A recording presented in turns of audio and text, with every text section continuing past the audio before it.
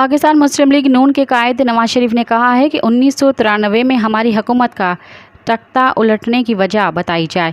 पाकिस्तान मुस्लिम league नून central working committee इजलास से खिताब करते हुए पार्टी कायद नवाज शरीफ ने कहा कि आप सबको यहाँ देखकर बहुत खुशी हो रही है। पूरे मुल्क की पार्टी क़यादत यहाँ मौजूद है। साबिक़ वज़ीर आज़म नवाज शरीफ ने कहा कि बहुत अरसे बाद हम सब एक जगह जमा हुए हैं। पूरे मुल्क में पार्टी क़यादत जहाँ मौजूद है। उनका कहना था कि आप सबको दिल की गहराइयों से प्यार भरा पैगाम देना चाहता हूँ। यहाँ मौजूद एक एक चेहरा मुस्लिम लीग नून का सुतून है। नवाज शरीफ ने कहा कि बेहतरीन लीगी साथियों पर संगीन मुकदमात बनाए गए। मुश्किल हालात में नून लीग ने बहादुरी से हालात का मुकाबला किया। मुस्लिम लीग नून की क़यादत पर झूठे मुकदमात चलाए गए। मरहुमा कलसुम नवाज़ की जिदोजहद तारीख़ी थी। मज़ीद ख़बरनि ऐं तफ़सीलात लाइ विज़िट कयो असांजी वेबसाइट www.awamiNewsHD.com ऐं ॾिसंदा रहो अवामी न्यूज़ HD।